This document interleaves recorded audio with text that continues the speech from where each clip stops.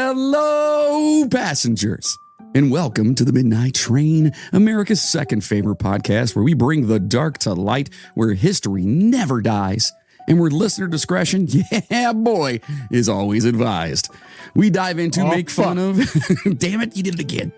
We dive into... Oh, shit, sorry. Make fun of and joke about the creepy and unsolved mysteries of the world, all while bringing you as much information as possible on each topic and swearing right off the rip, as Moody just did. Yes, sir. Well, of course, that's Mr. Moody over there. Hi, how are you? There he is. I'm being interrupted. And we are a comedy podcast. Things can get pretty dark, so if you're not into that, no hard feelings. But if you are, thanks for giving us a chance and welcome aboard. I am your host, the conductor of the cryptic Jonathan Sayer, and well, we just talked about the bearded guy right there. Thank you for being here. We appreciate it. If you're new here, no problem. I love being here, man. Yeah, well, I was to you as well. Yes, thank you for being here. But to the listeners, thank you for being here. And especially new ones, new listeners. We're getting new people all the time that are jumping on the train, and that's awesome. And then we have, of course, our returning listeners who keep the train moving. So thank you all very much for being here. Patreon, this past week, I did something different.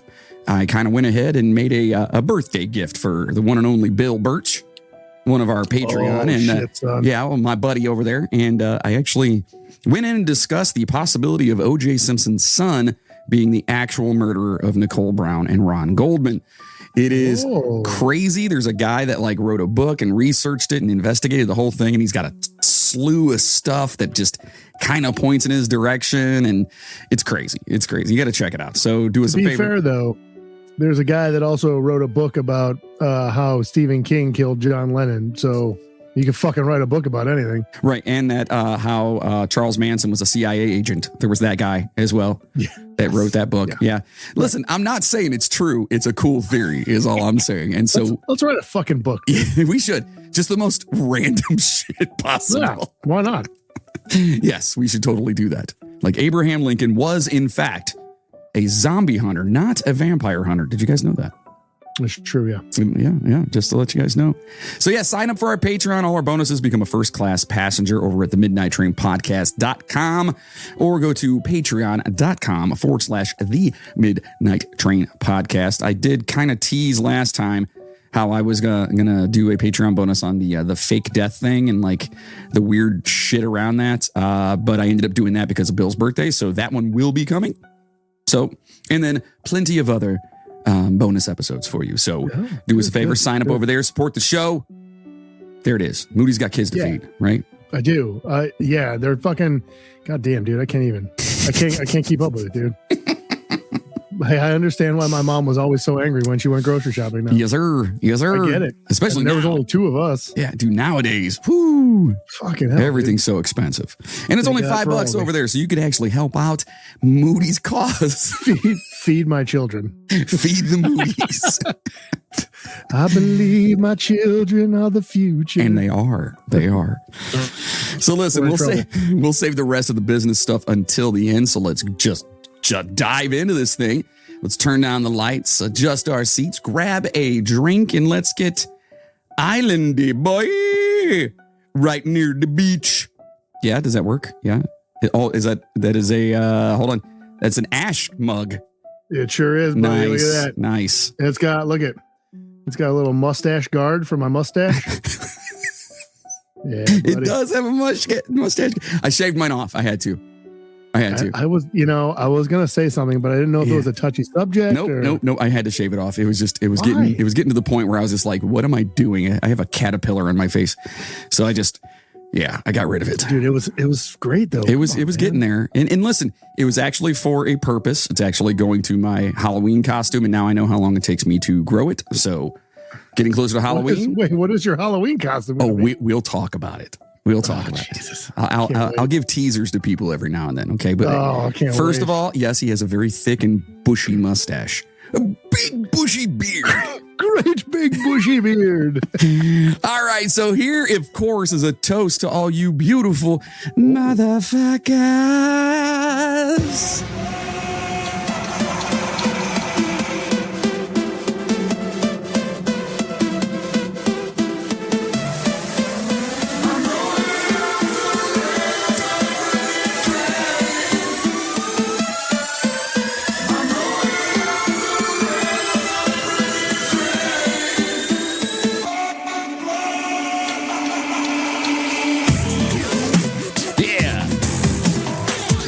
good when that beat drops.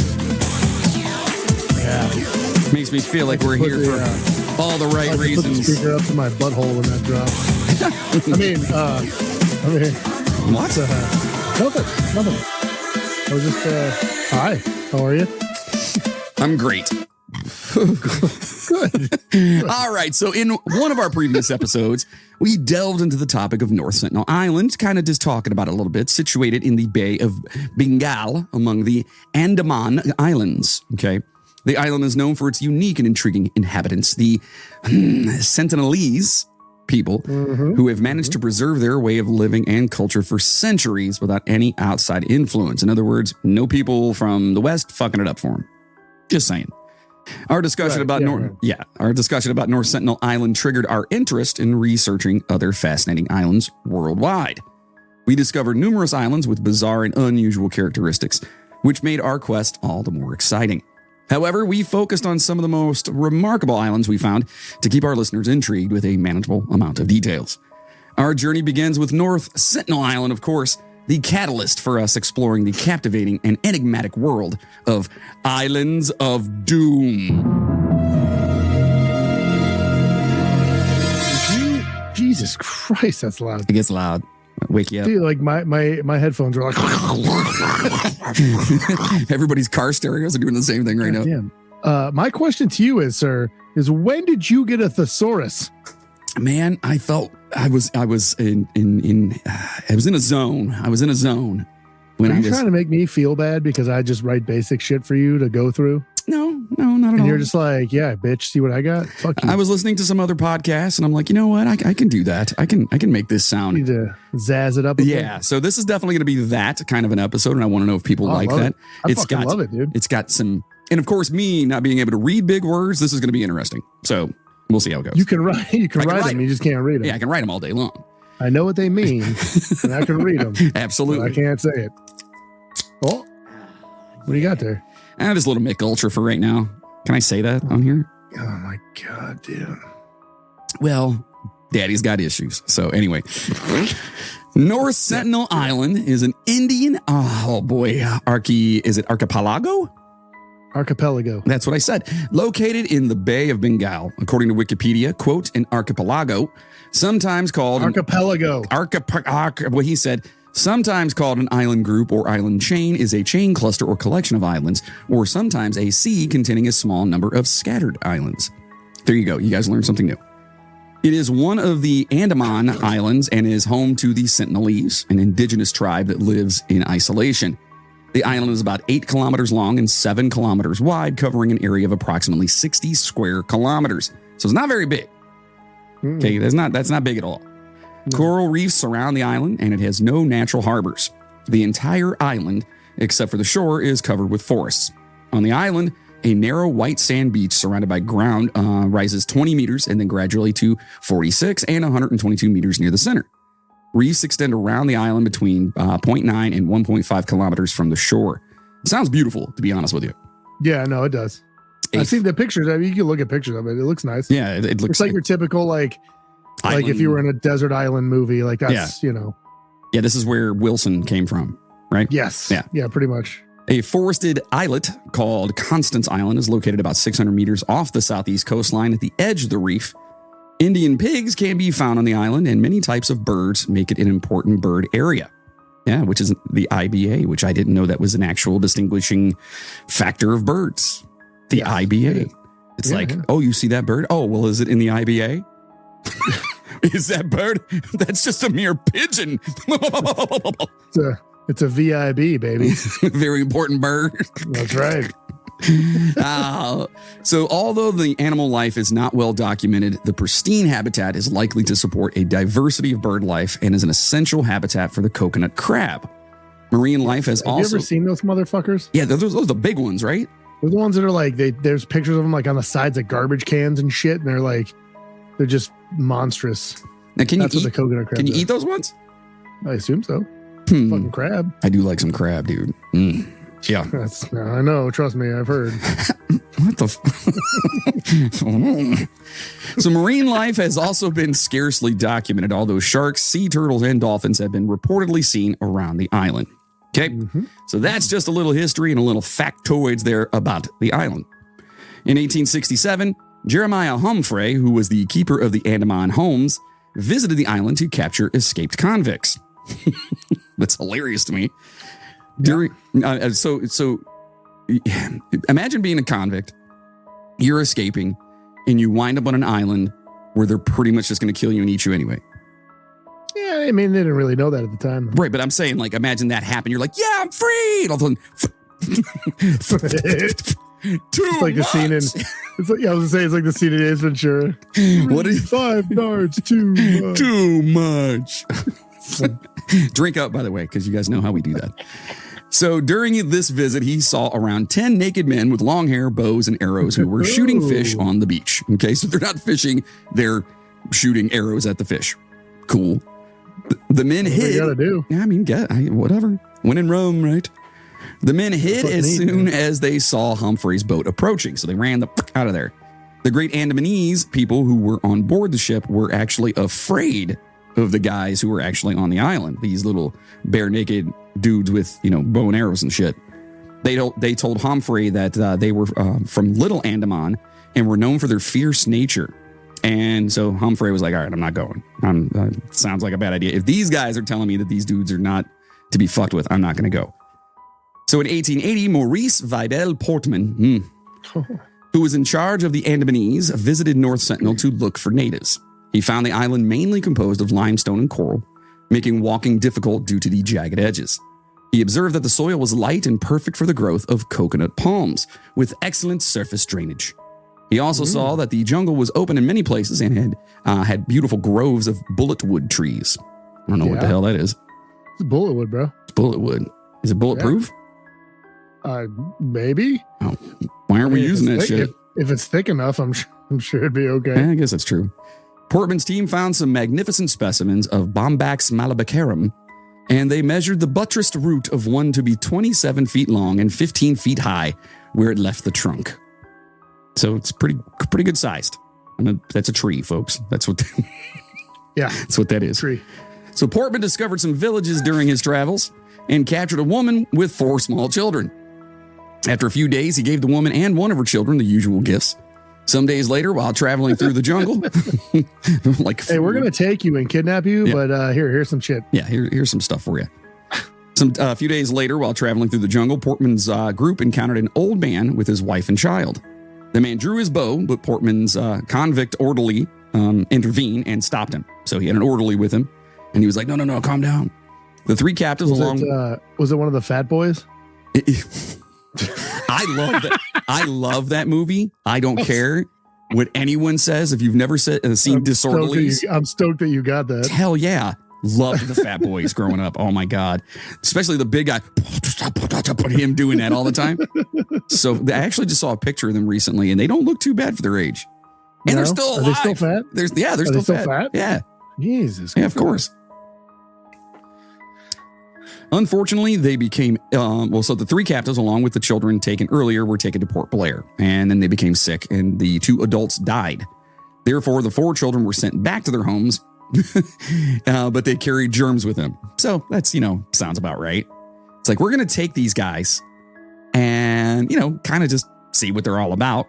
Oh, wait, their parents died. Oh. Just put them back. Put them back. But act like we weren't here. It's a tough situation, though, man. What do you do at that point? Yeah, I mean, you got. You don't want to. I'm sure they didn't want to keep them.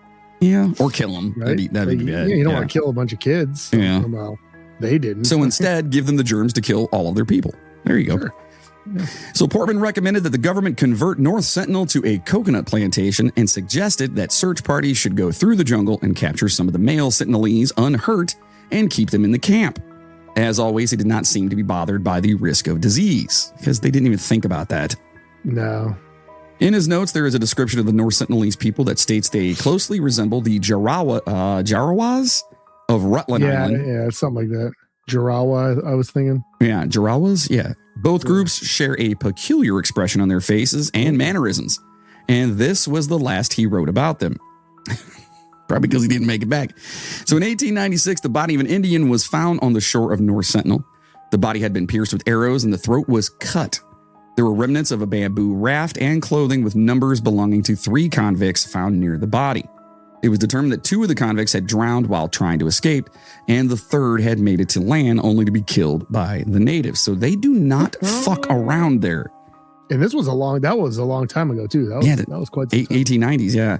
Yeah. So in 1926, Lieutenant Colonel M.J. Ferrer visited the island and saw 3 of the inhabitants, probably butt-ass naked. I mean, why not, right? Right. He took with him... Clothes. Yeah, I mean, over there, why would you? He took with him bows, arrows, a paddle, and a skeleton for research, and left behind the usual exchange of files, mugs, plates, red cloth, and so on. Farrar noticed that the Sentinelese used barbed arrows decorated with feathers, which they used to hunt birds. He explored the island for 6 hours and estimated that there were about 60 people living there. Anthropologists have calculated that the island can only support a maximum of 100 inhabitants based on the available food sources. That's kind of wild to think about. I don't think I've ever really thought about that as far as like, you know, islands and like the people that live there. Yeah, there's only so much that they can, you know. It's the same as anywhere, though. Like eventually you outgrow your food source, you're fucked. You know, like they can fish, but there's only so many fish around there, and if they keep killing them all, they're gonna fish everything out of there. Right, and just like so, there's got to be time for everything to like re-up. Right. You know. Yeah, like pretty much anything you eat. Yeah, that's crazy. So in 1967, Triloki Pandit led an expedition in collaboration with the police. A large force of armed police officers in uniform accompanied him. When they reached the beach, they found that the Sentinelese who were on the beach had vanished. The intruders followed a path into the forest and eventually came across a village comprising of 18 huts. Or comprising, not compromising. That'd be a weird situation. Each hut had 4 or 5 fires burning in the corners, which were fenced off for safety. Okay, so I mean, they had the huts and they had fires and they kind of know about fire safety here. So they're not like complete Neanderthal people here. No. So Pandit said that they did not take anything from the village, but the police took some stuff. Of course they did. He suggested to the chief commissioner that they should confiscate them. The listener then asked if the items taken by police were the ones in the museum. Okay, so he's basically saying like they took this shit and then they tried to get it back. And then they were like, hey, what happened with it? So he nodded and said, quote, but we couldn't get everything. They had an arrow with a bone tip and we couldn't convince them to give it up. Okay. The chessboard on display at the museum must have washed onto North Sentinel from an overturned fishing boat or some other shipwreck and been picked up by the islanders. So how crazy is that? They get a chessboard. They don't wear clothes. Right, but they have a chessboard. They have a chessboard. They had no idea what it is. Yeah, they're just looking at it going, fucking cool. Smacking it against the wall. Like, what the hell? So in March 1970, a team from the Anthropological Survey of India visited North Sentinel. So now we're in 1970. They anchored the ship off the island and some men went ashore on a small boat, but they were chased off by determined natives approaching from 2 directions. They were saying, y'all got to get the fuck out of here. The next morning, many islanders were visible on the beach, displaying their weapons and shooting some arrows that fell into the water. However, when they were thrown some fish, they picked them up and asked for more. Women came out of the forest edge to watch what was happening. So, you know, hey, we've got fish for you. They're like, oh shit, okay, maybe they're not so bad.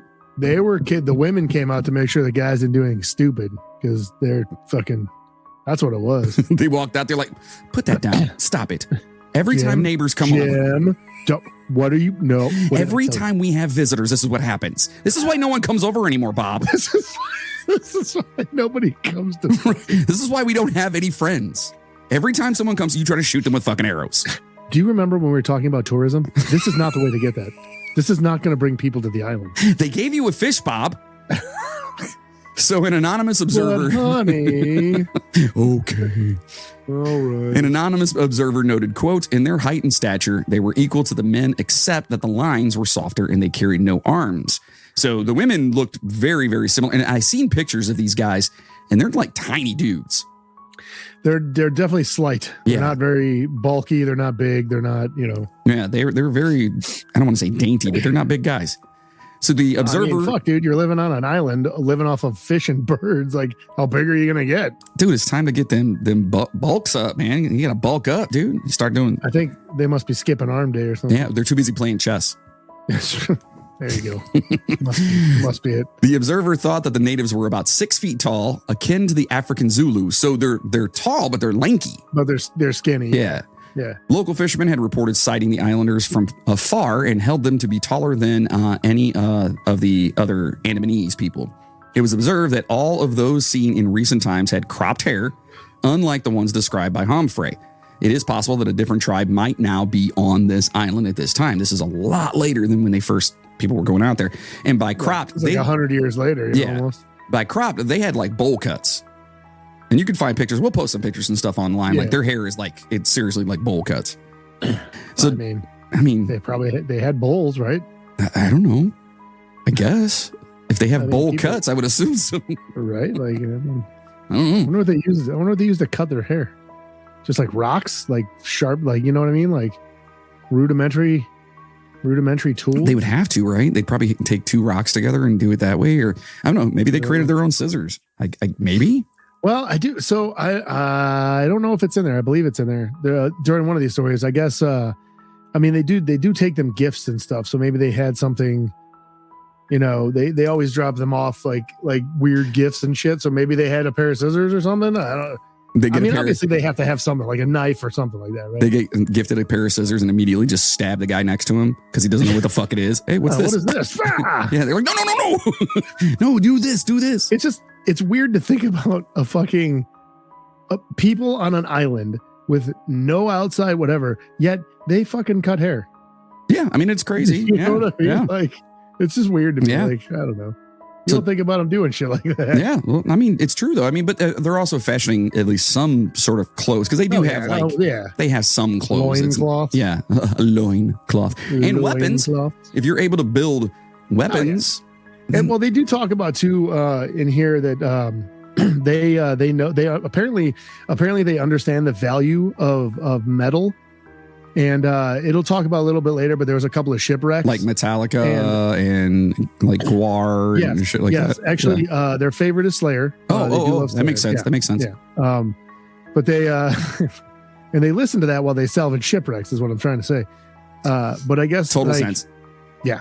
They do apparently understand the value of like metals and stuff like that. So like there was a couple of shipwrecks and like I said, I'll go into more detail later, but they would go out and salvage metal off the shipwrecks near the island. And I guess I don't know if I put this in there because it was just a little blurb and there wasn't much more about it, but the one guy was saying that one of his, I don't know if it was like a grandfather or somebody like that, had relayed a story that he had heard from somebody that like back in the day there were people that would go to that island for their steel, like for their metals, so they would get metal from that island. So they're just going around collecting shit. Right. Or at some point they did understand how to make like metal items. Like they, you know what I'm saying? Oh, that's awesome. So well, that's good. So I don't know if I put that in there because it was just a little thing and I didn't really research too much into it. After it sounds like they're kind of advanced, I guess you'd say. I mean, if they're able to do the things we're talking about, of course they're not, Western world advanced, but they're at least advanced in the, the way that they're learning how to do these things. And they could have been taught these things by there was people that went to those islands before, right? They're not an uncontacted tribe. Like what we're talking about right now, like these people, like these journeys that we're saying to the island right now that we're talking about, it's the same group of people that went to the island several times. Like they kept going back to try to see so like people went with no problems to these islands for a while. Right. And the familiarity and whatnot. So they did know like enough about the outside world for a while to hate them. To absolutely. But even then, like they said, like you said, like they even say like it could be a different tribe at this point than there was before, right? Yeah. So who's to say that at some point, because these expeditions stopped at some point, and then in between when these expeditions stopped and present day, things went from the islanders tolerating outsiders being there to we will fucking kill you as soon as you get near enough to get killed. And not only in saying that, I think 1906 was the last one before 1970. So you're talking like a 60 some year that's generational where they could have been like, people could have moved in and moved out and whatever. Don't listen to Grandpa. There's no white folk. Don't worry. No, he's just crazy. There's a shitload of islands there. Yeah. Like there's a bunch of islands. So it could have been, like another tribe came in and maybe they like assimilated with each other, and then like this kind of new island, like this kind of new tribe form. You know what I mean? Like, Yeah. You don't know. 60 years is a long fucking time. It's a long ass time. Chainsaw would know. So during a survey, been around for 40, 60 years. 40 different spells. During a survey, the team dropped a few fish farther along the beach and tried approaching the men again. However, even though the visitors picked up the gifts and shouted some incomprehensible words, the islanders remained threatening. Okay. In response, the visitors shouted back, equally incomprehensibly, that they wanted to be friends.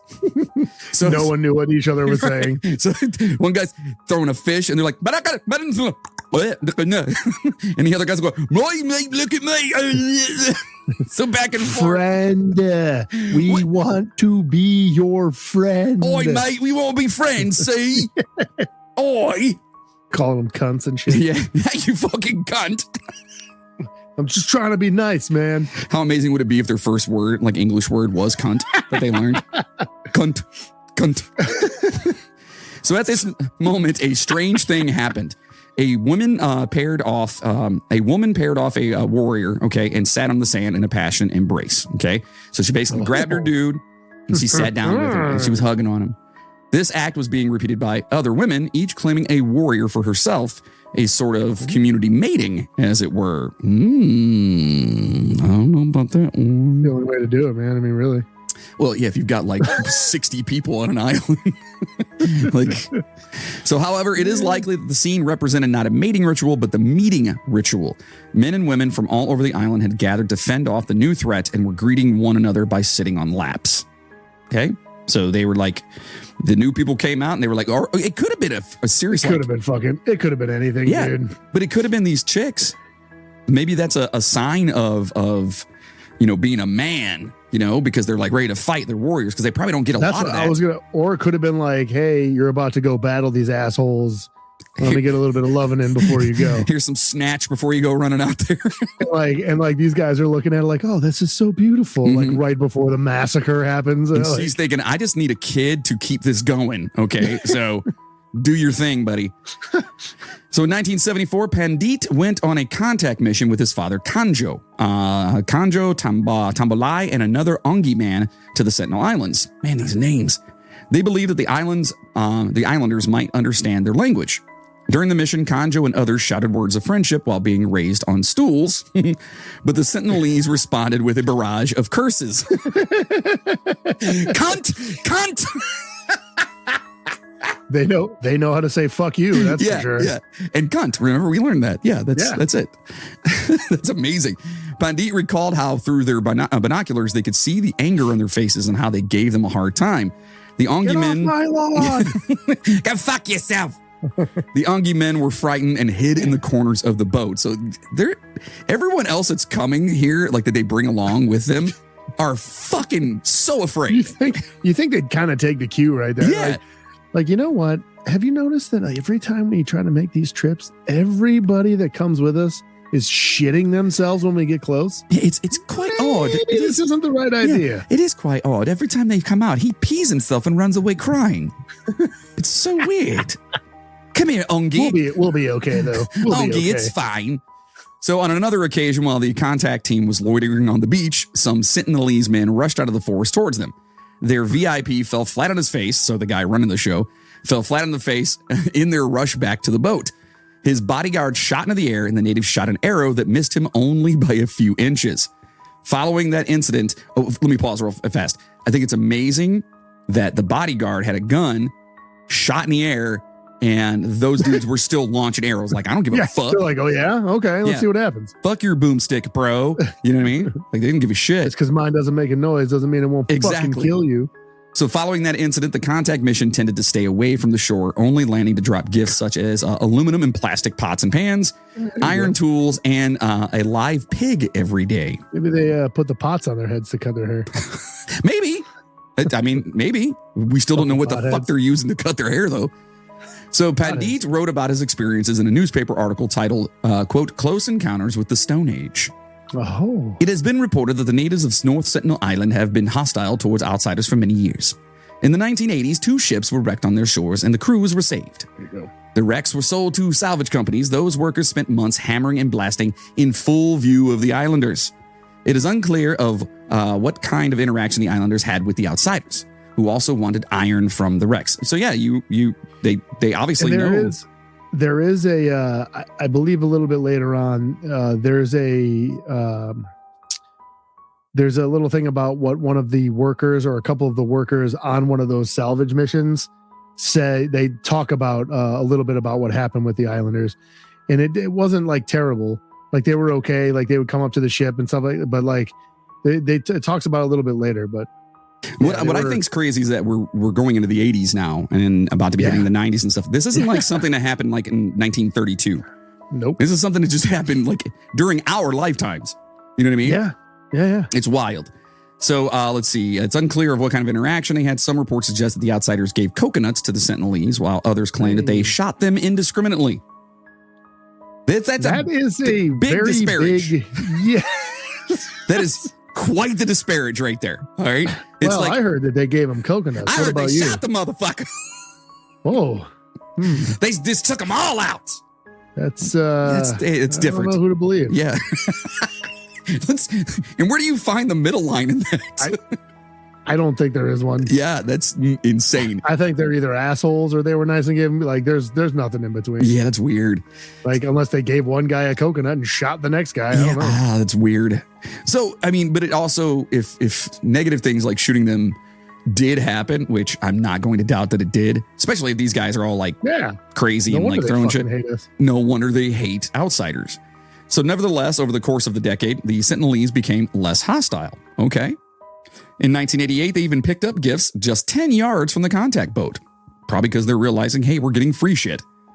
In 1988, sorry, that was that part. The change in attitude is believed to be the result of the long and patient efforts of the Andaman and Nicobar administration and the Anthropological Survey of India, who have been working for over 2.5 decades to make a positive impact on the natives, like you were saying earlier. Same people going back, introducing themselves, bringing things to them. Again. Right. They get comfortable with them. They're like, okay, we know that they're not going to hurt us, so let's see what's going on. Right. You know? So in January of 1991, a significant moment occurred when a resident of Sentinel Island approached a boat and accepted a gift that was offered to them. So he actually came up to the boat this time. Yeah. The following month, the Sentinelese people came onto the boat and collected bags full of coconuts. However, these initial contact trips did not progress any further, possibly due to concerns about the potential harm that could be caused. In recent years, there has been a trend of increasing hostility among the islanders. And these details were sourced from an excellent article published on the website scroll.in. Yeah, right? Okay. It's from India. Right. It's an Indian website. So, because obviously this is near India. Right. Which hopefully everyone understands that we were meaning the country or of India, not like Indian people from like, hopefully, I don't know. I'm just trying to make a, No, I mean, we should probably look, we're not all the smartest people around. So. True. I'm just making it, whatever. So the Sentinelese people are estimated to be between 50 and 200. Okay. Although some reports suggest that the number could be as low as 15 or as high as 500. Again, so they have no fucking clue. No one knows. Yeah. They are hunter-gatherers. Generally it looks like most of the accepted numbers are between like 50 and 100 though, somewhere in that range. Yeah, it's got to. Yeah, I'm assuming it's got to be right. We'll just give it 100. I feel like if it was much less than like 50-ish, like they probably wouldn't be able to sustain population, right? Like if there's only 15 of them, you got to figure at that point they're dying out, right? Yeah, for sure. There's not much left. Yeah. Well, they are hunter-gatherers, and as we talked about, they use spears, bows, and arrows to hunt terrestrial life. Wildlife, damn it. What do they use to hunt extraterrestrial life? I don't know. Chessboards? I have no idea. That's what they're like, look to the stars. I don't know. So they also use more rudimentary methods to catch local seafood, such as mud crabs and molluscan shells. The abundance of roasted shells in their settlement suggests that they eat a lot of mollusks, which sounds delicious. The Sentinelese are resourceful and have scavenged metal to create tools and weapons. They also accepted aluminum cookware left by the National Geographic Society in 1974. Okay, maybe they're using the cookware to cut their hair. Who knows? The Sentinelese use canoes for lagoon fishing, but they propel them with long poles rather than paddles or oars. Due to their complete isolation, very little is known about the Sentinelese language, which remains unclassified. So nobody even knows what it stems from. Like they have no idea what their language is. And to me, that's really cool. You know what I mean? That even to this day and age, that this island, like we have and this isn't the only fucking island like this out there. You know what I mean? There's plenty of places. There's still areas inland, like in Africa and areas like in the Amazon basin and shit, that there's tribes that you're not allowed to go near. They won't let you. Speaking of, like governments won't let you. Like, don't fucking go near them. They don't want you near them. Fucking leave them alone. We have an episode that we're going to talk about. It's in Africa, and it's about this basically a place they found that just they're murdering everybody. They keep bringing people in and just murder them. They found like piles upon piles upon piles of bodies. We'll discuss sounds pleasant. Yeah, we'll discuss it. On a side note, when are you doing another crab thing? What? The crawfish boil. Crawfish boil? Yeah. I don't know. We were actually talking about it today. We're probably gonna have a couple this year. Cool. I'm in. Just let me know. Yeah, buddy. And if you guys want to be in, sign up for Patreon. Anyway, yeah, maybe I'll invite a couple of you motherfuckers. Invite the Patreon people. That'd be amazing. We'll see. Come hang out with us. It'd be great. Midnight train crawfish boil. Yeah, hell yeah, dude. I'm in. So the Sentinelese are one of the 6 native peoples of the Andaman and Nicobar Islands. They are often reclusive and have consistently refused interaction with the outside world. Unlike the other native tribes, the Sentinelese are hostile to outsiders, obviously, and have killed people who have approached or landed on their island. The Anthropological Survey of India's 2016 handbook on vulnerable tribe groups suggests that they have no mutual intelligibility with the Ongi language. So again, they have no idea what they speak. Like none. Indian visits to the island ceased in 1997 as the Sentinelese never let most of the post-Pandit contact teams ever get near them. So remember, Pandit's the dude that was like going all the time. He kept going back, right. And that's who they got. Like, and then once they stopped, after that, they were like, yeah, we don't trust the rest of you motherfuckers. Right. And the government was also concerned about the possibility of harm to the Sentinelese by an influx of outsiders. So more people coming in there, they don't have the same immune system that we do. Yeah. You know, they don't get diseases like we do because, well, they're on an island by themselves. Even like dumb shit, man. If somebody wanted to go over there with a fucking like semi-automatic or whatever, they could fucking mow them all down with minimal effort. This is my island now. Yeah, exactly. Yeah, that's crazy. Yeah, and they could, and somebody probably would. So the government mostly waited until the armed Sentinelese retreated, then left gifts on the beach or set them adrift toward shore. Furthermore, the government restricted the use of photos taken during the 1991 expedition and then took them away from the public altogether. So they were up in like the museum and stuff like that, and then they ended up taking all the pictures and stuff down. Right. So on the 27th of January of 2006, 2 Indian fishermen by the names of Sundar Raj and Pandit Tiwari set out for a clandestine mission to harvest crabs off the coast of North Sentinel Island. Seems innocent enough. However, a faulty makeshift anchor caused their boat to drift towards the island during the night. Despite several warning calls from other fishermen, the duo did not respond, and their boat eventually drifted into the shallows near the island.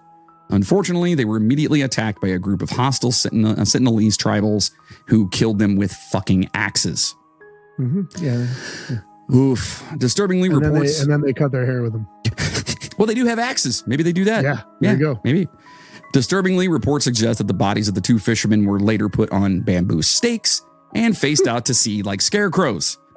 The Indian Coast Guard dispatched a helicopter to retrieve the bodies 3 days later. However, the mission was soon abandoned after the Sentinelese attacked the helicopter with arrows and spears. They are literally the epitome of fuck around and find out. Oh yeah. Like don't come here. And we'll hear more about that later. Yeah. Oh yeah. But seriously, it's don't come here. How many fucking times do we have to tell you guys? Don't fucking come here. You know? Yeah, so the aftermath of the incident sparked a debate in the local community about whether the Sentinelese should be held accountable for the murder of the 2 fishermen. Absolutely not. I don't believe so. Dude. Like if you come, you're coming into my home, exactly. Dude. What's it called? The castle doctrine? Yeah. You know what I mean? Like you walk into my house. This castle. You're coming to my house. You fuck around in my house. We're gonna have a problem. You're gonna find out. That's it. Yeah. So now let's talk about a guy. Mm-hmm. Oh yeah. Mm-hmm. We're gonna talk about a guy. Huh? This guy's name is John Allen Chau. Okay. Right. John Allen Chau was a young American missionary who tragically, well, we'll talk about it here. He was one of the last uncontacted people living on a remote island in the Bay of Bengal, the Sentinelese tribe. Yeah, he went to spread the Christian gospel to these guys, right? He wanted to tell them all about Christ. Chau had received training and support from All Nations and Evangelical Association, which referred to him as a martyr after what happens. However, Chau's father has pointed fingers at the organization, alleging that they bear some responsibility for what happens. He described Chau as a, quote, innocent child whose deep commitment to his faith led him to undertake a dangerous mission. Okay, obviously you guys know, he dies. Okay, let's just put it that way. It was a pretty big story when it happened. Yeah. I remember when this happened. I remember reading about it. So All Nations has defended their actions, stating that the, quote, privilege of sharing the gospel has often involved great cost. That's such bullshit. Dude. Yeah, I hate that. I hate that so much. They're trying to cover their own ass. Yeah. Man. And that they pray that Chau's sacrifice will have a lasting impact. Mm-hmm. Despite the controversy surrounding the mission, Chau's story remains a poignant reminder of the risks and challenges faced by missionaries and aid workers in some of the most remote and dangerous places. And think about that. You got like, what is it? Greenpeace. What are some of the other ones that are like real big that everyone goes out to? Well, at the same time, like those, so like the aid missions and things like that are completely different to me. Like they're trying to help. They're trying to make sure that the people are okay, right? They're not going over there trying to fucking spew religious whatever and like tell people who literally know nothing of the outside world that they need to accept Christ. And like they don't fucking care about your God, and it's something. They don't care about your religion. It's happened for a long time. Long time. It's happened. Like this is definitely not the first nor last. No, like it's always honestly, dude. If they don't want help, like they're not going to want to listen to you talk about fucking Jesus. Yeah, it's or any other. It's not even Jesus. Just anything in general. Any religion. They don't care. Yeah, we're good. You know what I mean? Yeah. We're good. And then you're going to come in here and you're going to try and tell me something that I don't understand. You know? Yeah. So, they have no idea what you're fucking saying anyways. So according to news reports, it was stated that John Allen Chau, who was killed by the isolated Sentinelese people on North Sentinel Island on the Andaman and Nicobar Islands, had received 13 immunizations. Okay. However, indigenous rights group Survival International disputes these immunizations would have prevented infection of the Sentinelese people. Okay.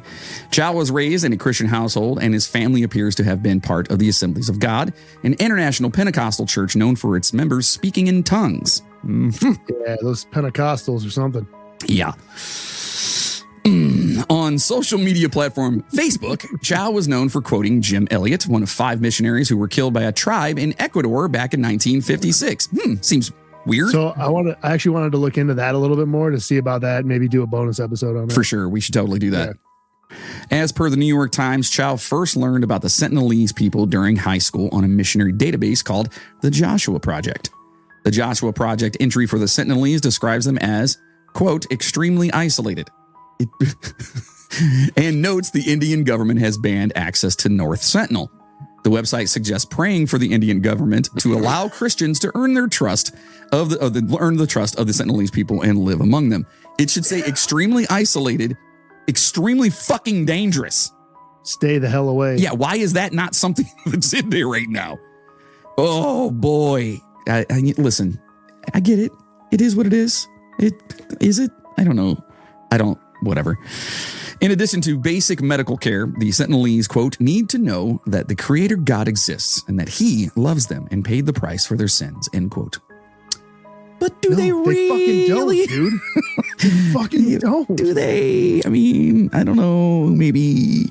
In 2015 and 2016, old Chau here took 4 trips to the Andaman Islands. He made contacts in the local Christian community, but did not visit North Sentinel. Yes, 2015 and 2016, folks. We're talking less than 10 years ago. In 2017, John Allen Chau was accepted to a boot camp program run by All Nations, a Kansas City-based organization that aims to spread the teachings of Jesus Christ across the world. Their ultimate goal is to have Jesus worshipped by every tongue, tribe, and nation. Bible boot camp, baby. Yeah. And again, we're not, listen, if you're a Christian and you're into your thing, whatever, do you. We're not knocking on it at all. However, when you are trying to influence people and spread shit to them when they don't want it, it's unwanted. That's where I feel there's a problem. They'll come find you if they're interested. Exactly. Okay? If they're into it, like, hey, this sounds fun. You know, big old spaceman in the sky. Let's go. Hey, I heard this one guy on a boat one time talking about some dude named Jeebus. What do you guys know about that? can I ask a question? With Jeebus, is there a guy named Cunt? Because he kept talking about that a lot. It was really said weird. That word a lot. Is that somebody that we need to know about? Is that a prominent figure? And yes, it is. A prominent figure. So all nations encourages Christians to have a, quote, wartime mentality, which is super fucked, and to make strategic decisions in the battle they're waging against a real enemy. The boot camp program involves various exercises and training modules designed to prepare participants for missionary work in hostile environments. We need to do a bonus episode on those motherfuckers. We should go to those boot camps. Could you imagine? Dude, me and you going through that boot camp. Oh, videotape the whole thing. Videotape the whole thing and fucking there you go. That's our episode. Oh my God, that scares me, to be honest with you. I want to do it. I think it'd be great. Oh my God. I'm not gonna lie, I probably wouldn't make it through though. I'm so out of fucking shape, dude. Like, yeah, I don't know if I'd make it. I don't know what it consists of. I don't think it's a physical boot camp. I think it's a there's a little thing. Oh, does it talk about it? Oh yeah, a little bit. Well, it's at least one of the exercises that they do. Really? Yeah, they'll talk about it. It's fucking silly, dude. I'm just picturing like a bunch of like look, I know a lot of people that go to church, and I'm picturing those people running a fucking like wartime boot camp. It's not a pretty sight. Yeah, that sounds crazy to me. I thought it was more of like a just a Bible boot camp where you go and no, it's straight up like it's like a boot camp. I'm sure it's not. Yeah. Oh boy. So according to a report by the New York Times, one of the exercises involved navigating a mock village filled with missionaries pretending to be hostile natives, complete with fake spears. What is happening? Like, what the fuck is happening? Despite the challenging nature of the boot camp, All Nations leader Mary Ho stated that Chau was one of the most promising trainees the program had ever produced. Yeah, that's a fucking thing, folks.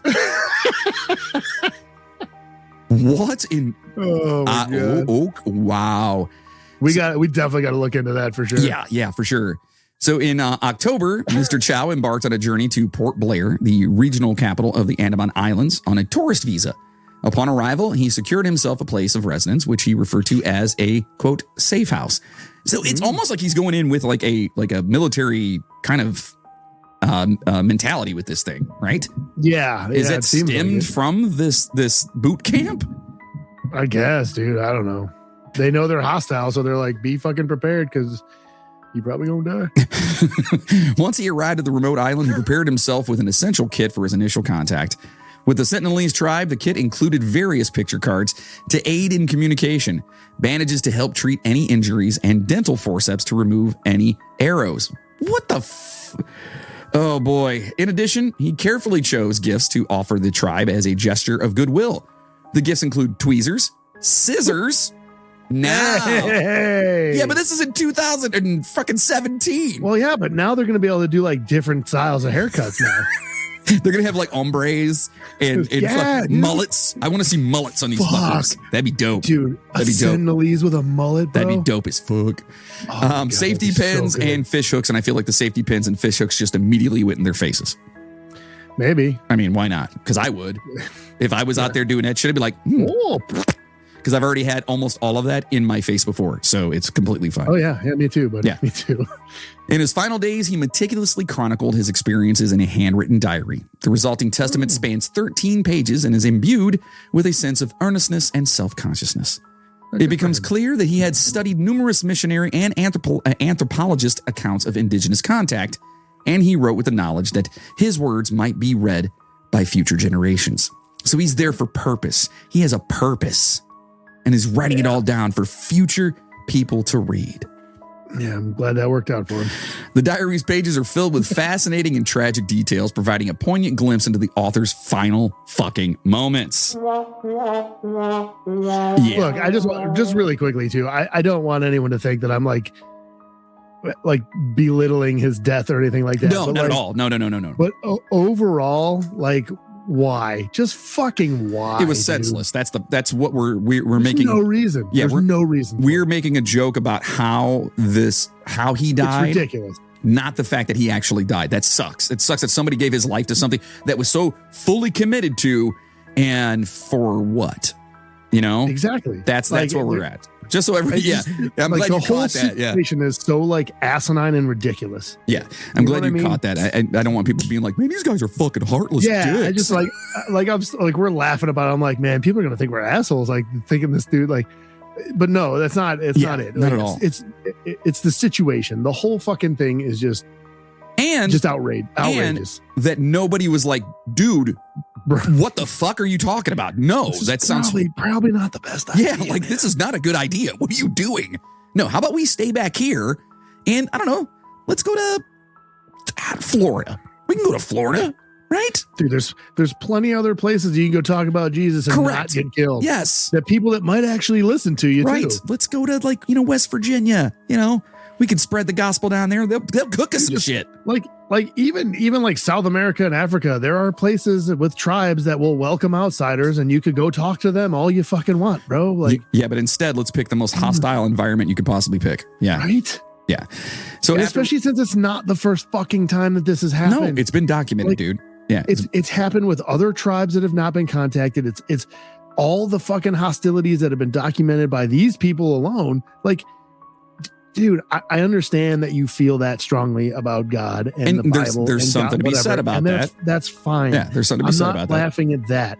But like, dude, there is a point where you have to put all that shit aside and be like, I feel like God's going to protect me, but I don't know if this is the right thing to fucking do right now. But that's that fundamentalist mentality, though. Like when you're dying for your belief, then you're going to go to the top echelon after you're dead, right? Because you're not thinking like, I hate to say this, but like you and I think that like, why the fuck would I do that? You know what I mean? Right. Like, why in the fuck am I going to, but that with them, that's not it. It's like fundamentalists like the jihad and things like that all over the place they'll strap a bomb to their fucking chest and go in. Suicide bombings and stuff. Yeah. Because they think that when they die, that they're going to, they don't think, they believe that when they die, that they're going to continue on because they died with a purpose. Correct. It's honestly, and that goes back. However, like you look at the Vikings with Valhalla. Like you go to Valhalla when you die in battle. You die in honor, like an honorable death. Right. If you don't die an honorable death, you go to hell. Right. You know what I mean? Like that's how they felt. And so it's I get it to a point, but like it's still this sad. Is 2017, 18. Exactly. Like, it's not 1912. Yeah. That's what I'm. And this isn't fucking like the Middle Ages and shit when people, you know what I mean, man? Like, I don't know. No, I get it. I'm right here with you. We're not laughing at him dying. It's not what we're laughing at. We're laughing at Please understand that. The idiocy that we believe of sacrificing yourself for something like that. That's what it's just crazy to us. Not even necessarily sacrificing yourself for that. It's that sacrificing yourself in that way with people who have been documented for hundreds of years as being hostile towards outsiders, and they don't fucking want you there. Absolutely. Don't go. So after realizing the risk of potentially infecting the isolated tribe known as the Sentinelese, he made the decision to impose a strict quarantine for himself, which is okay. That's actually, he did some smart shit, dude. Like, and that's fine. Like, I get that he was at least thinking. Right.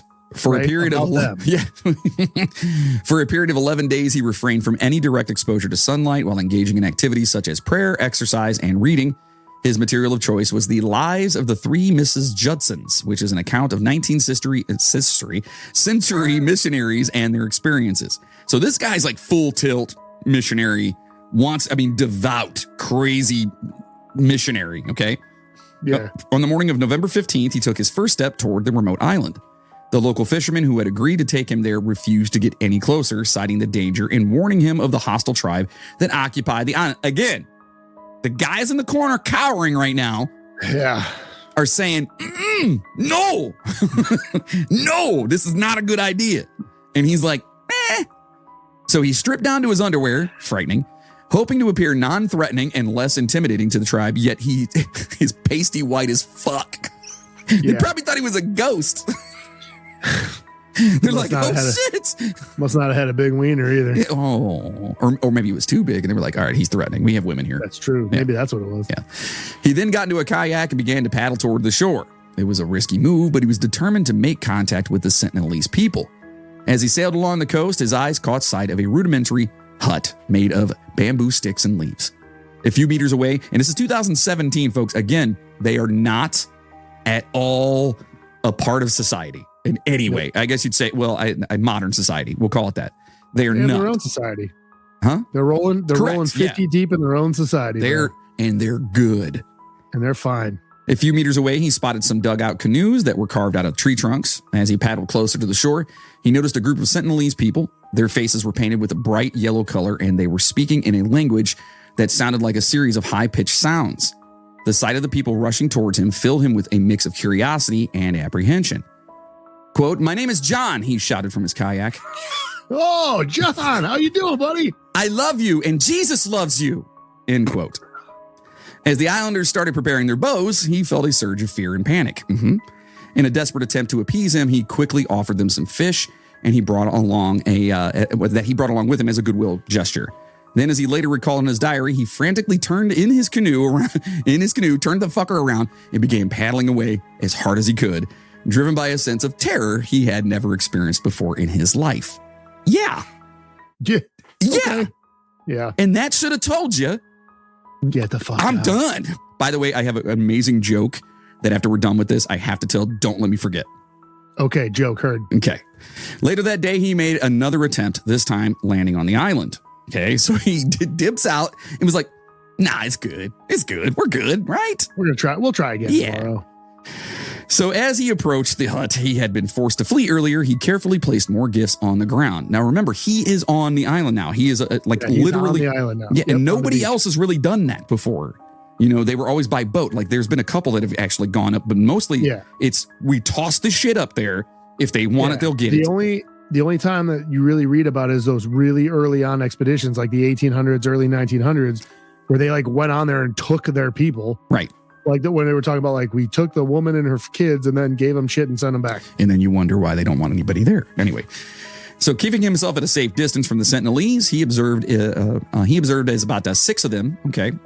They emerged from the hut, making loud whooping and shouting sounds. Whoop, whoop. That's the sound of the police. Whoop, whoop. That's the sound of the... Sorry. Intrigued by their language, he ventured closer, hoping to catch a few words. Attempting to mimic their speech... Maybe that's why they were pissed off. He repeated a few phrases, and to his surprise, the Sentinelese erupted into fits of laughter. That's awesome. Yeah, hell yeah, dude. That is amazing. Perplexed, he wondered if they were perhaps using foul language or mocking him.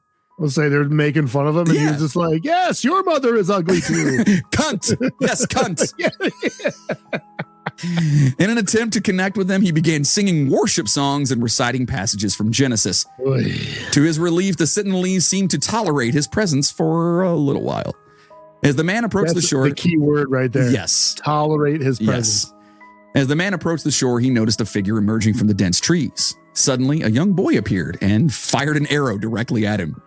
Yep. Miraculously, the arrow lodged itself into the waterproof Bible he was holding, and the man quickly retrieved it before returning the book to the boy. So he literally pulled, it hit his Bible, he pulled the arrow out and then gave the Bible to the kid. That's crazy.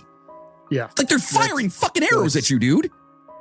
So sensing danger, he hastily retreated from the area. However, his kayak had been seized by the Sentinelese. So he was left with no other option than to swim nearly a mile to reach the safety of his fishing boat. We're taking your shit. This looks like a nice kayak. I'm keeping this motherfucker. They're like, well, he gave us the Bible. I mean, fuck it. Mine.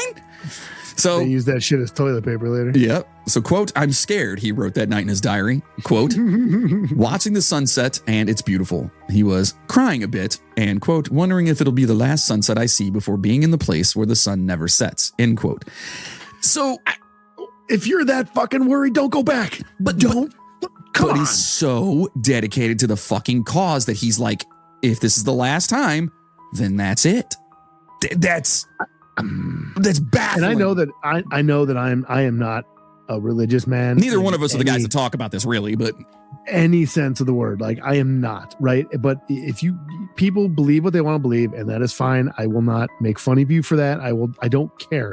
But aside from my children and my wife, there is nothing, absolutely fucking nothing in this world that I give a fuck enough to die for.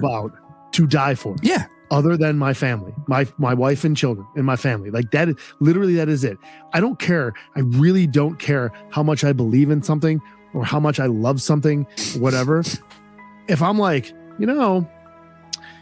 if I do this tomorrow, I'm going to die. You know what my first thought is? I'm not going to fucking do it. I'm not doing it.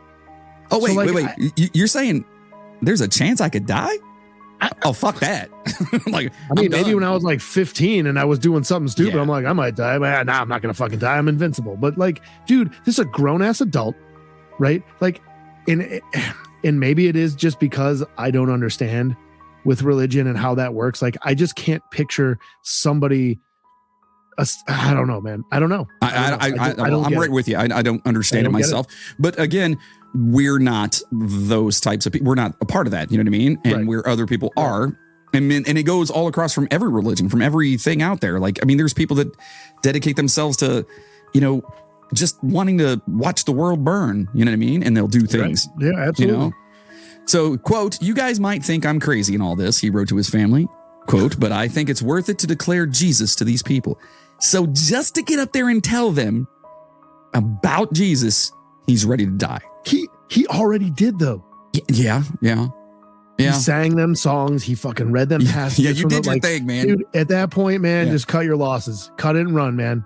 Like, I don't know. But this next part's kind of fucked up. Is this, quote, "Satan's last stronghold?" he asked God. "A place where none have heard or even had a chance to hear your name."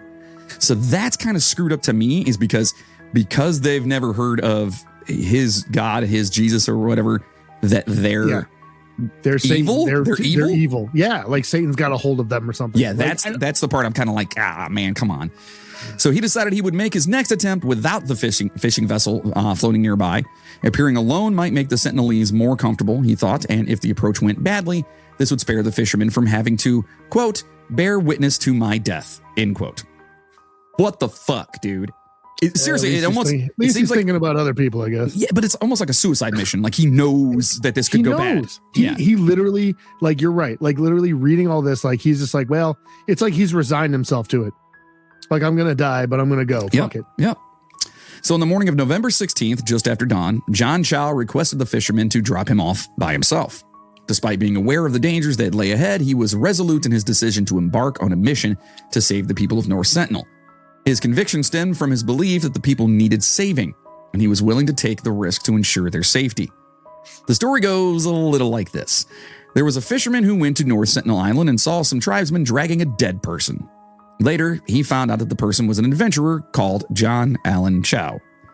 Once he got back to the port, he gave Chau's diary to his friend, who was a preacher. The preacher told Chau's family in the U.S. about the incident, and they contacted the Consulate General of the United States in Chennai for help. The Andaman government was informed of the incident on November 19th, and 2 days later, the Director General of Police issued a statement warning people not to go to North Sentinel Island. We fucking told you. Like how many times do we have to fucking tell you? Yeah. So the statement also said that the public access to the island would be restricted due to the danger posed by the isolated tribe. The government emphasized that their main priority was the safety of the tribe and their way of life. Yes, stop going. See, that's the funny thing, is like that statement right there to me when I read that, it was like, we don't give a fuck about you. Yeah. We don't want you to fuck with them. Yeah, you came here. You know what I mean? They literally don't care. If you go and die, it's like, well, that's on you, man. Like, we don't want you to fuck with them. If some little skinny, tall, bowl-cutted, loincloth wearing motherfucker broke into your house, you know what I mean? Mm-hmm. Then we'd be worried about you. But in the meantime, you're going to fuck with them. So despite the efforts made by Indian authorities, which included a tense encounter with the tribe, the body of Chau could not be recovered. Indian officials made several attempts to retrieve the body, but they eventually decided to abandon those efforts, probably because they had arrows being shot at them at all fucking times. An anthropologist who was involved in the case told The Guardian that the risk of a dangerous clash between investigators and the islanders was too high, and therefore it was not justifiable to make any further attempts. Makes sense. Plus, we are worried about them.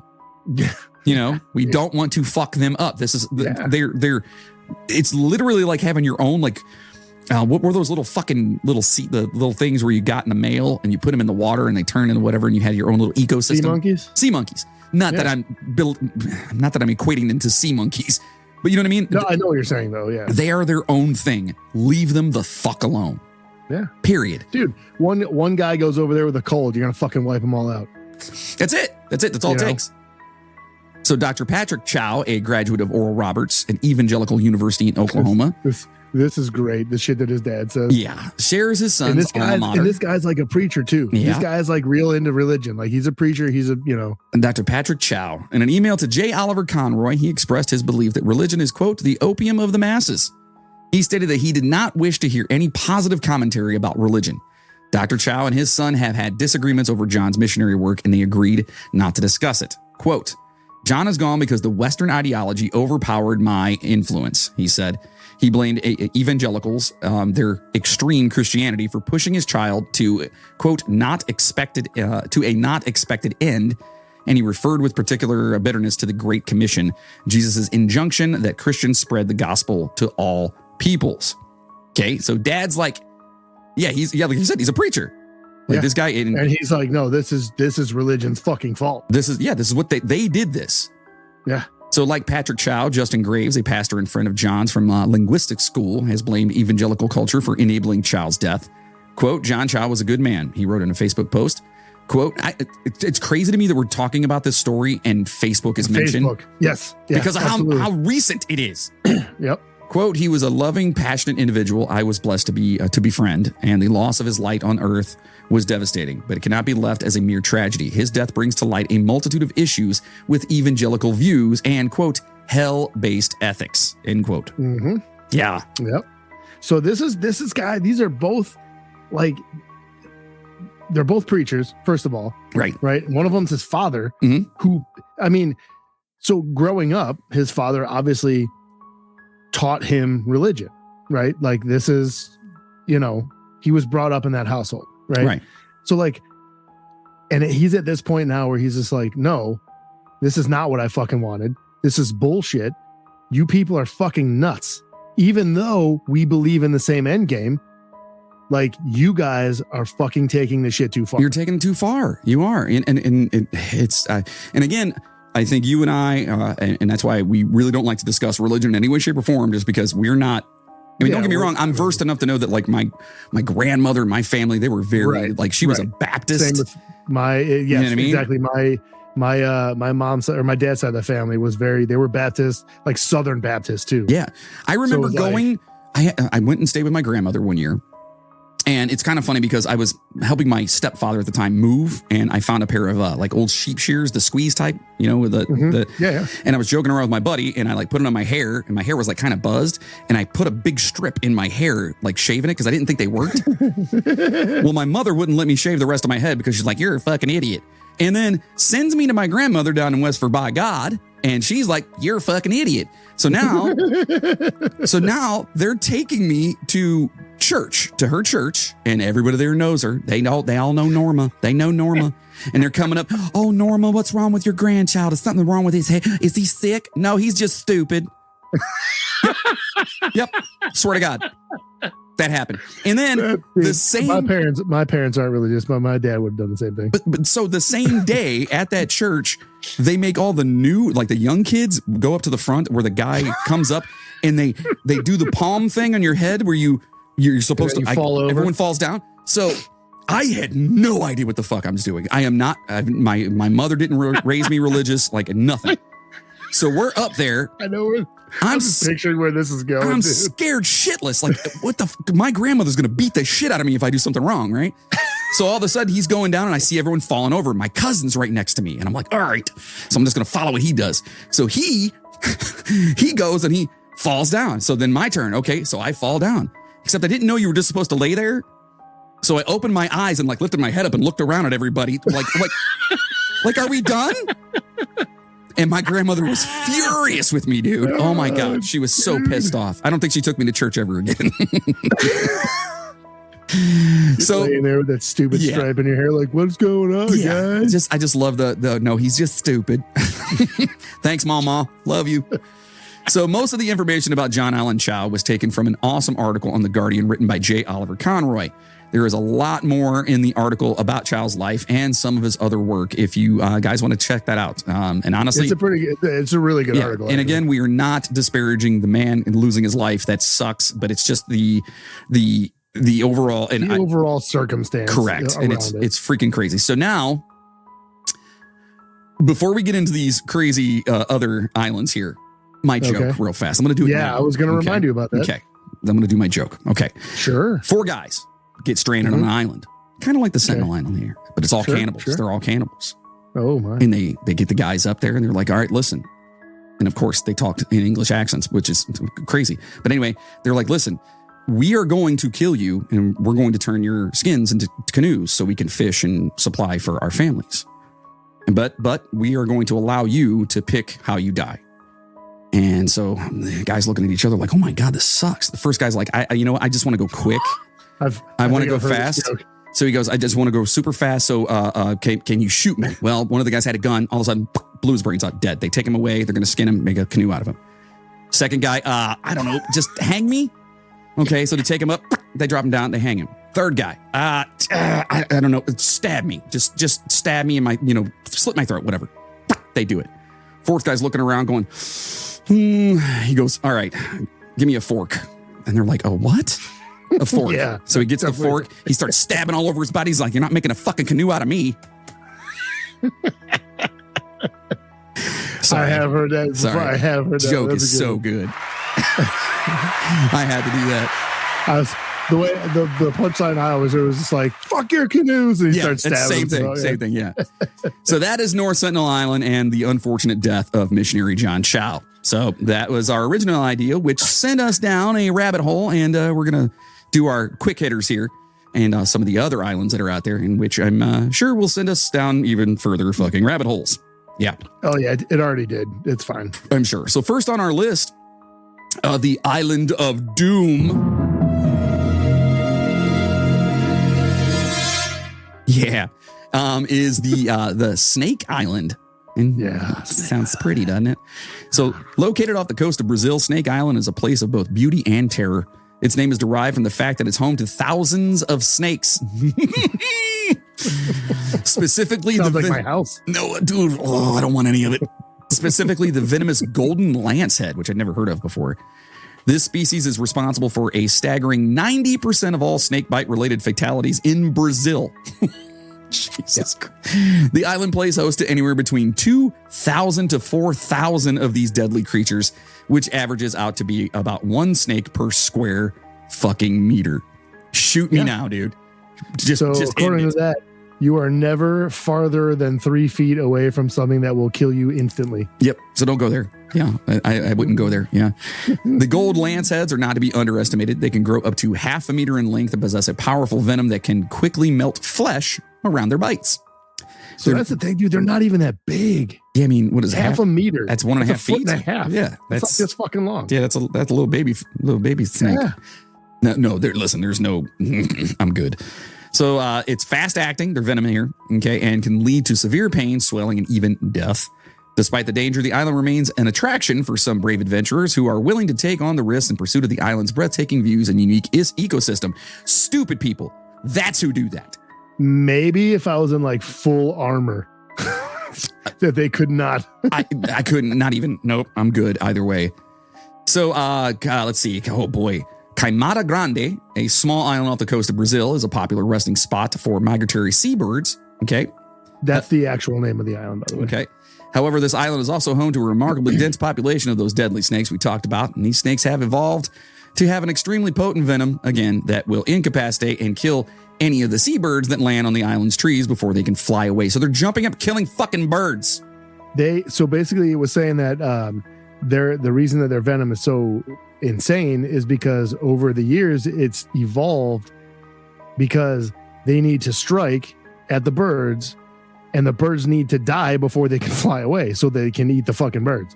So it acts that fast. So they can jump? Is that what we're talking?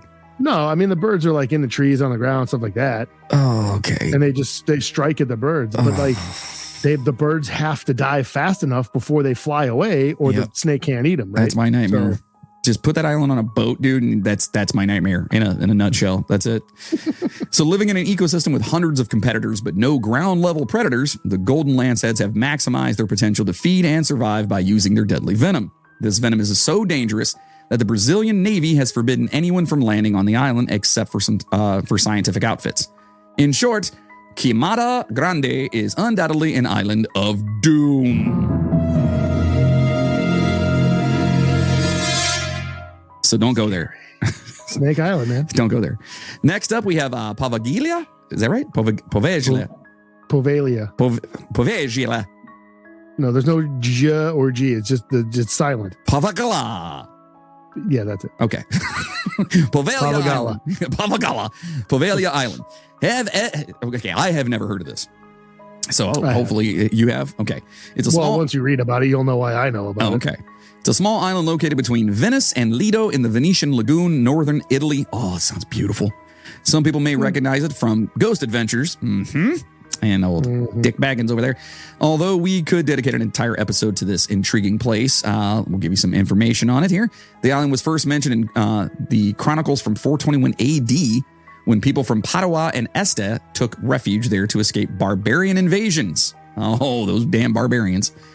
In 1776, the island came under the jurisdiction of the Magistrato alla Sanità, or the Public Health Office, and became a checkpoint for all goods and people coming to and going from Venice by ship. So it's an important spot. Yeah. In 1793, there were several cases of the plague on 2 ships. Yikes. And consequently, the island was converted into a temporary confinement station for the sick. Even after the plague had subsided, it continued to function as a quarantine station for ships en route to Venice. In the 20th century, it was transformed into a psychiatric hospital. Wait a minute. Maybe do I know? Maybe I do know about this one. There were battles fought on the island dating back to the Battle of Venice. In addition to war, there were plagues and with a mental asylum, making it a doomed trifecta. The hospital, psychiatric ward, and prisons are still standing. That's awesome. And the island has its own government and is closed to the public. Fishermen avoid it, but adventure seekers are drawn to the island to catch a glimpse of its misery. To enter the island, one must apply, and it can take years to get approval. Going there without permission is against the law. So if you're looking for ghosts, that sounds like the island to go to. Yeah, it's supposedly like incredibly haunted. There's all kinds of crazy shit that goes down. So you'd probably call that another island of doom. We've got another doomed island right here in the States, in New York. New York City. New York. Look, it's all over my bullets and everything. Why does that keep coming up in every episode? Jesus. It's just like, that's the new tuberculosis. Yes, it is. So North Brother Island is what it's called, okay? So it's a small island located less than a mile from Manhattan, owned by the city of New York. It's illegal for the public to set foot on the island without permission from the New York City Department of Parks and Recreation, and even then, access is only granted in very rare cases. The island was first claimed in 1614 and was inhabited in 1885 when the Riverside Hospital moved there from Blackwell's Island, now known as Roosevelt Island. Over the years, the island's history has been marked by death, disease, and decay. Riverside Hospital was established in the 1850s to serve as a hospital for smallpox patients, providing treatment and isolation for those infected with the disease. Okay.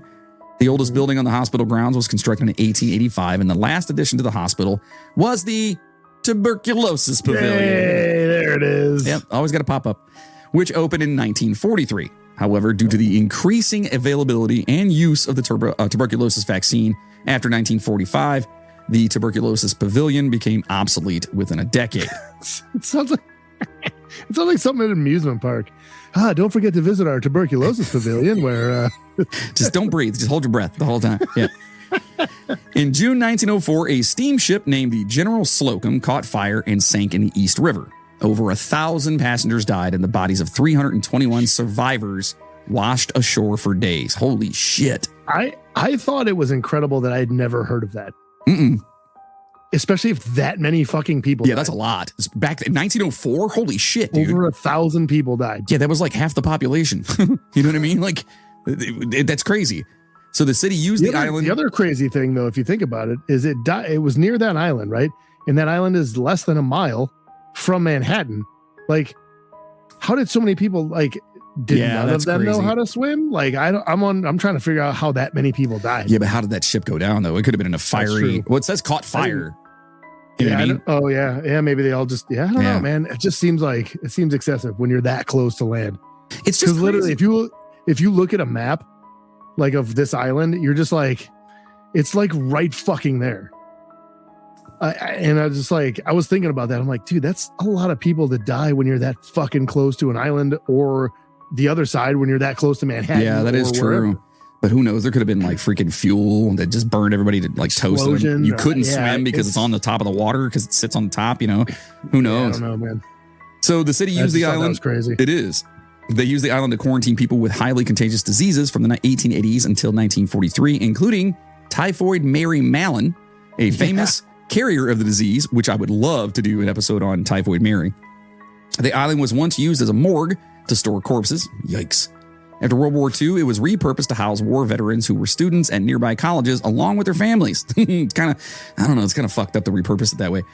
Between 1952 and 1963, the owners of the island attempted to transform it into a rehabilitation camp for troubled teenagers.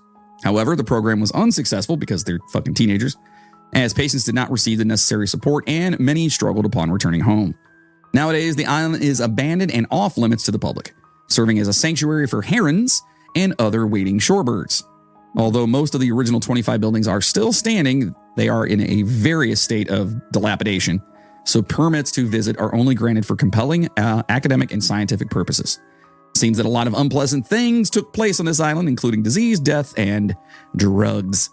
As such, it is definitely a doomed island. Island of doom, doom, doom. So I was curious, so I pulled up the General Slocum, and we might have to do an episode on this fucking ship. Yeah, let's do it, because this is what it says. The General Slocum was a sidewheel passenger steamboat built in Brooklyn, New York in 1891. During her service history, she was involved in a number of mishaps, including multiple groundings and collisions. So this wasn't the only fucking problem the ship's had. So dude. This is like a haunted ship, like a doomed ship. Yeah. It says, like, with the fire or whatever. It says, what does it say? The fire was possibly caused by a discarded cigarette or match. The disastrous fire was fueled by straw, oily rags, and lamp oil strewn around the room. So it was dirty. So it was in like it said it was some asshole had a cigarette and the freaking cherry fell off. It started in the forward cabin or lamp room, the third compartment aft from the bow under the main deck. And it says that it took like 20 minutes. It only took 20 minutes for the fire to collapse the main deck. Well, it was made of wood. Yeah. You know what I mean? Like everything was made of fucking wood back then. So yeah, that's bad news. Oh God. Yeah, there you go. Add more to we might have to, or at least like a bonus on that. Yeah, that sounds like a good bonus episode for sure. Well, there you go. Loads and loads of messed up islands all over the world that are super dangerous to visit. Oh my God. Some of them have leftover radioactive stuff. There's those islands still from when people fought wars there. And there are way too many of those, by the way, like a lot of those. That's like, as I was doing the research, like every other fucking island. Yeah. It was just like, oh, this one's got buried fucking whatever. This one was bombed to shit back in world. Like, I'm like, oh my God. But that's also what they did back then is when they had leftover radioactive material. They're like, nobody lives there. Yeah. Let's just dig it underneath there. There's an island, and I should have wrote it down, but it's literally there is an island where they took a bunch of the fucking radioactive material, they buried it, and then put like this giant concrete dome over it. And like, that's how they fucking got rid of it. And now they're saying that like all that shit is starting to like leach into the sea and like all this bullshit. And it's fucking ridiculous, man. Yeah, that's wild. We should definitely do a bonus on that too. That sounds fun. We're getting all kinds of bonus ideas. I like that. Yeah. So, of course, then there's also the islands with animals that'll try to kill you, like the fucking Snake Island. Well, then there's Australia in itself. Yes, everything there. And we do have amazing Australian listeners, and you guys have agreed with us that your entire country is trying to kill you. Yes. Yeah, I mean, it's everything. It's a continent, it's a country, it's an island, it's all that stuff. It is. It's all encompassing and deadly. Yes. Yeah. So, and then also there are the ones, the islands with the air that's so bad that you have to wear gas masks and sirens go off all the time to warn people. Yep. Yeah. There's I can't remember exactly where it's at, but it's like a volcanic island that for some reason people live on. And every once in a while, it's actually fairly common, I guess, but there's like literally sirens. They monitor the air quality and then the sirens go off. And when you hear the sirens go off, you got to fucking put your gas mask on. That's crazy to be. Because of all the fucking gas coming out of the volcano and like all the vents and stuff like that. The island is literally, you cannot be there if you don't have a gas mask on. You would think the government would like, put those people someplace else. You know what I mean? Like, we're going to move you guys because this seems pretty bad. And obviously you're here because maybe you can't afford to move, whatever the case may be. But that doesn't sound like a good place to be.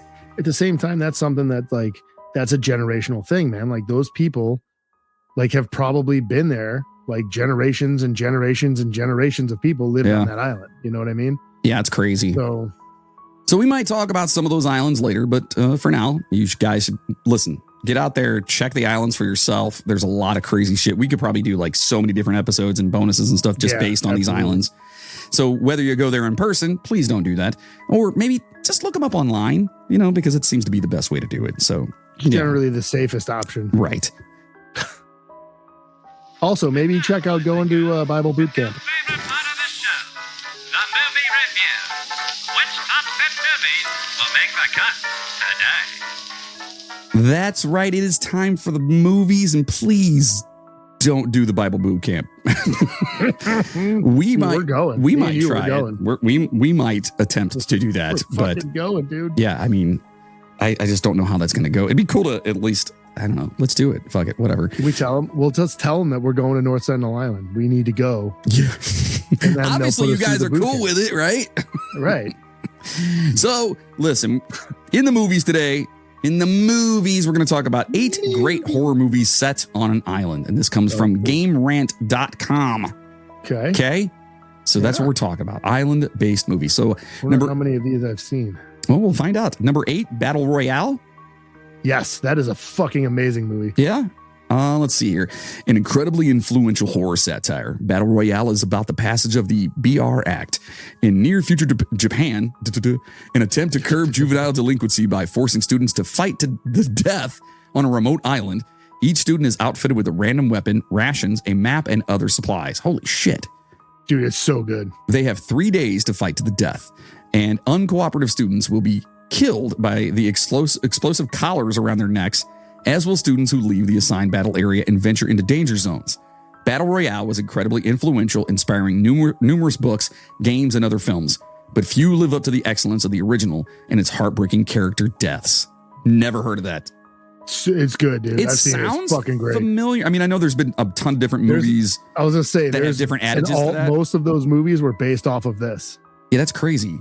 All right, I definitely have to watch that one. Next up is After Death. Italy experienced a boom of zombie and cannibal films in the 70s and 80s, inspired by the work of George Romero and Claudio Fragasso's 1989 film After Death, Zombie 4, is a classic example.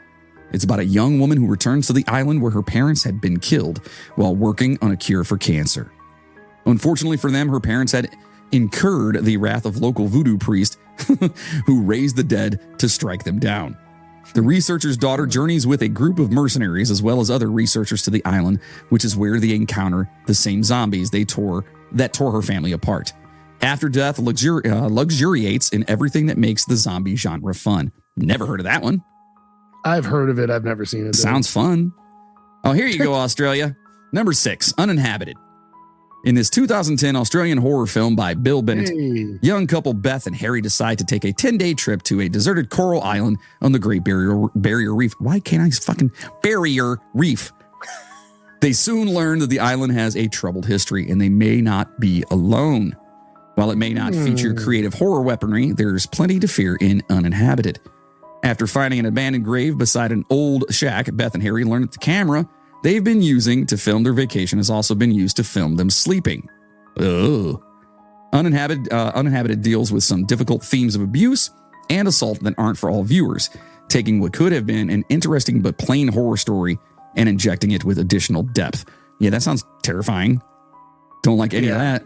No. Oh, here we go. Number 5, Piranaconda. Oh my God. Yep. For those looking for a wackier and most colorful story, there's Piranaconda, a shameless addition to the hybrid animals genre of horror, which I fucking hate. The giant piranha-headed anaconda, a giant piranha-headed anaconda of the title is a wonderfully bad CGI creation, and watching it run amok on a dazzling island is hilariously over the top. I gotta watch that. Dude. I gotta find it. I'm watching it. Featuring Michael Madsen as Professor Lovegrove. What? Get Michael Madsen's in it? Apparently. Piranaconda is about the crew of a B-grade slasher film who are disrupted in the middle of production by vicious attacks from the hybrid animal of the title. What the film lacks in polish and sophistication, it makes up for with fun death sequences, a hint of exploitation, and one of the best titles in a genre saturated with good ones. So Michael Madsen, if you guys aren't aware, is he's basically the bad dude from why can't I think of the Reservoir Dogs?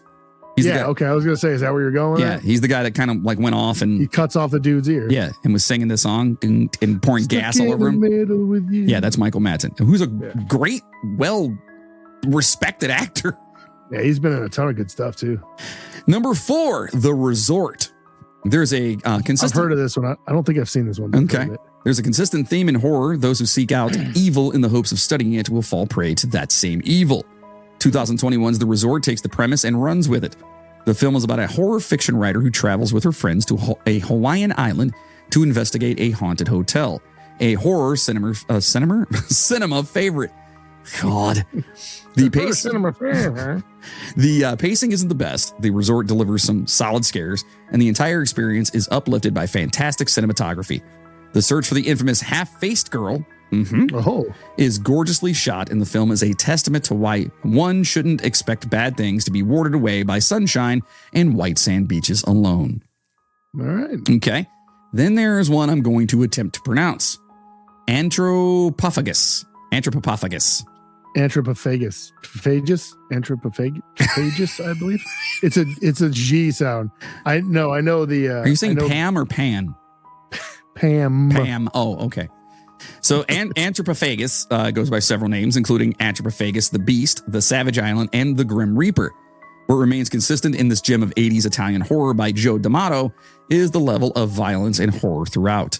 A horror film that will only be appreciated by those with a strong stomach and high tolerance for awfulness. Anthropophagus landed on the UK's list of video nasties in the early 80s, a band that only enhanced the film's appeal among cult horror aficionados. This sounds like a, what do you call those? Like with the Toxic Avenger and stuff. Trauma. Yeah, it sounds like a trauma film. Any film with cannibalism as its main theme will prove divisive, but Anthropopath, goes further than most, making it a must-see for fans of practical effects in horror. Here you go. I'm like kind of reading about it. Actually, I might have to check that one out, dude. Anthropophagus. I definitely might have to check that out. Number 2 is Sweetheart. Sweetheart is... We talked about that one. Yeah, I was going to say this sounded familiar. It's a couple episodes ago. We talked about this one. This was on another list that we did. Well, it's a because I remember checking out the monster. I was telling you. Oh, yeah. I went on to look at the monster. Yeah. So it's a survival horror film from 2019, telling the story of a castaway who must survive on the island she washes up on. Being stranded on a I'm so tired. Deserted island in the middle of the ocean would be enough fodder for a good horror movie by itself, but things get worse. The castaway quickly realizes that she isn't alone. She's being stalked by a sea monster. Yeah, I do remember this now. Strong cinematography and a good twist on the desert island premise are enough to make Sweetheart an island horror film to watch, even if some feel the focal character is overrated. Oh. And then number 1, The Wicker Man. Yeah, I really hope it's the old one, right? It's the original, yeah. Oh, okay, thank God. Folk horror is a genre that doesn't receive enough attention. In 1973's The Wicker Man is one of the biggest arguments for why that should change. Police Sergeant Neil Howie ventures to Summerside, an isolated Scottish island, in search of a missing girl. The sergeant is a devout Christian and is horrified to learn that the island's inhabitants practice a form of Celtic paganism. Everything about The Wicker Man, from its writing and directing to its acting and escalating horror, make the film one of the best folk horror films ever made. It doesn't take viewers long to realize why this island is no paradise. And yes, it was remade with the bees. So actually, I was the folk horror thing. Like I'm not really super into, because it's all kind of the same. Yeah. It's all kind of the same shit to me. But I actually was watching a movie Friday, and it's called The King of Misrule. Okay, and it's the same kind of thing. It's like a folk horror movie. It wasn't too bad, and I was actually impressed. The fucking the monster was really good. Like it was a cool fucking monster. Really? Yeah. All right. I was like, man, like that thing, this monster deserves a little credit, dude. This is pretty badass. All right, we'll have to check it out. Yeah. Well, it's not a terrible movie. It's not a great movie, but it's not terrible. Well, there you go. Those are the movies for this week, and that is the episode for this week. And hopefully you guys enjoyed the way we told it. Yeah, it sucks. The guy died. It's unfortunate, but it kind of goes to tell you, don't fuck around. There you go. You know what I mean? Look, dude, if they don't want you there, don't fucking go exactly. there. That's it is what it is. So make sure to stop over to our official website, themidnighttrainpodcast.com. At our website, you can buy some super sweet merchandise. And yes, the new store is coming soon. I know, I promise. I'm trying, folks. And if you like what you heard from us, consider being a show producer. Only one man. The bees. Be a producer of the show and support the show and get the bonuses by heading over to themidnighttrainpodcast.com. Feed Moody's children. And click on the Patreon button on the website, or go to patreon.com/the Midnight Train Podcast. For as little as $5 a month, you can get all kinds of cool stuff like custom shirts, custom posters, custom stickers, all kinds of bonus episodes, because that's what you really want, and so much more for $5. So if you're a diehard Train fan and you want to produce this mofo, well, get on the Patreon. That's all I can tell you. Yeah. Most importantly, share the Midnight Train with everyone. Please tell your friends. That is the most important way for the show to keep continuing and getting more listeners. Tell people. Correct. Tell people about it. Be like, dude, I just heard the other day. Tell two friends, and they tell two friends. Exactly. It's the best way to do it. Just tell them, hey, man, I just listened to these two idiots talk about this island and this fucking guy that just did this fucking thing. And oh my God. And you guys can talk about it. Next thing you know, they're going to be into it. And you guys have something to fucking talk about. You just made a fucking friend. That's how it rolls. Yeah. That's how it's going. Sure. That's it. Yeah, that's it. That's or they're going to be mad at you because we suck. So either way. I mean, there's that, but... It's a very slim chance. Yeah, very slim. I would take the chance if I were you. First of all, I wouldn't hang out with anyone who didn't like what we do. Okay, we'll just put it that way. Yeah. Well, so don't forget to follow us on all the socials like Twitter, Instagram, TikTok, YouTube, Spotify. Please rate us on there and on Apple Podcasts. That would be most appreciated. Please give us a 5-star review in there and just say something like, I don't know, peanut butter. Don't go to islands. Hey, there you go. Boy, say that. I don't care. Yeah. So also do me a favor, check out the other podcasts we got going on, Generation AFK, where some friends try to teach me about modern gaming, and it's sad but funny. And you could be the judge and find the Generation AFK. Story of my life. Right, that's pretty much it. Funny. Find Generation AFK wherever you listen to your favorite or second favorite or third favorite podcasts. There you go. You know what I mean? Look, if we're in the top 5, I'm happy. Yeah, well, whatever. So we can't thank you guys all enough for all the love and support, okay? You guys are amazing, and especially our Patreon supporters. You have no idea how amazing it is to me specifically, but to both of us that you guys give us your hard-earned money to listen to more of our idiocy. Thing. Look, it's important to John, but fuck you guys. I don't care. Well, that's basically what he was saying. I'm just saying it's important to me, sell me the fuck personally, because this is we've been doing this for how long now? Like what, 4 years? Yeah, that's what I'm saying. So I think we're creeping up on 5. So it's kind of, it's kind of cool that people, they like us. They really like us. Yeah, they humor us. So wait, like the guys on the island, they tolerate us. Yeah, that's very true. Very true. For now. For now. So I want to give a huge, big, special thank you to our fearless executive producers, the Patreon first class passengers, also known as poopers. To Timothy Moore, Jacob Knoll, Miss P, Cassandra Fuentes, Jacob Peters, Stoner Babe 69, Tim Karras, Zoe Miller, Tracy Valancourt, Edgar Rodriguez, Jenny Wynn, Riley with no last name, Chris Connors, Amanda C, Micah Purdue, Dale Wells, George DeJesus, Mega McTerry, Amanda Dens, Chris Lucas, Joseph Aramo, Nathan Diekman, Caitlin McKinney, Maggie Brothers, Rick Resler, Miles Campbell, Brian Gunsman, Pumpkin Escobar, Mac Doherty, Janet Sherrill, Chad Flint, Chris McLeod, Justin Kowalczyk, Christina Skelton, we miss you, Maria Gibbs, to Chainsaw. What the fuck? To Courtney Batchelor, Katie Brabenick, and of course, Bill Birch. Happy birthday, buddy. And yeah, so if you want your name mentioned on the show. Oh, good for you. Oh, thank you. There it is. You just went right by it. I was waiting for my spot and you just fucking were like, eh. My bad. I'm like, all right, well, fuck me, I guess. I didn't know if you were going to do it, but okay, you did it. So you didn't even give me a chance. Okay, hold on. Ready? And our boy, Bill Birch. Oh, good for you. There it is. I'll edit it. Make it sound like it never happened. So listen, seriously, sign up, become a Patreon, or you know what? Just tell people about it. If you can't afford it, and I get it, man, times are tough for a lot of people. So if you can't afford doing that, don't worry about it. Just remember, tell people. I can't afford to feed my kids, so he needs your help. It's like I want to hear Sarah McLachlan in the background right now. In the arms. Just gonna hold pictures of my kids up for only $5 a month. Moody's children are able to eat. Anyway, thank you guys so much for listening. You're amazing. And yeah, we will talk to you guys very soon. Stay safe out there. And as always, or not. Choo-choo, motherfuckers! Now go home and get your fucking shine box. Bible boot camp.